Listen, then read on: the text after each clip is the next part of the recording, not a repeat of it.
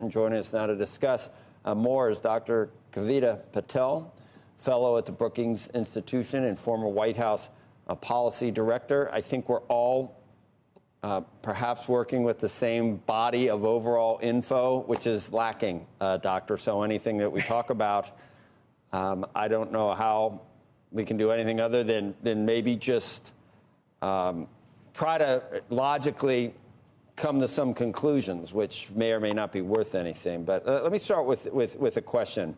It's been posited to me that in previous epidemics, that when there are mutant strains of a virus, that many times they become more transmissible but become less virulent. And we're seeing that maybe some of the cases that we're seeing in South Africa, maybe they are among people with very strong immune systems. Maybe that's why. But is that historically correct, that there's no reason to think that it could necessarily be a worse bug or more virulent and might actually be less? Is that possible? Yeah, Joe, it is possible. You're right. And we've seen this in several previous, including the Spanish flu pandemic. So this is something that becomes a pattern, and it begs to kind of common sense in a way that viruses would like to just try to continue to reproduce.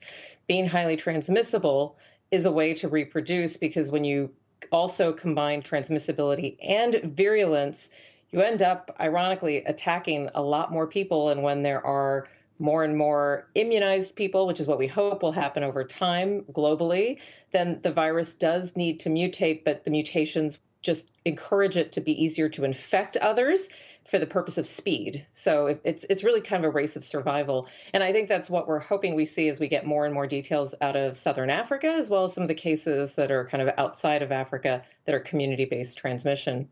And to your point about the antibody treatments, it's true. Regeneron and Lilly put out preliminary data from an outside lab that confirms that it's likely to be reduced in efficacy. That doesn't mean it's reduced drastically. It's just reduced in a way that makes it less effective. But remember, we've still got GSK, Adagio. We have other AstraZeneca, for example. We have other monoclonal antibodies that target different parts of the variant. And we think they could hold up and potentially be just as or even more effective than predecessors. That's interesting. So the spike protein on the surface isn't the only thing that you can generate a monoclonal antibody against.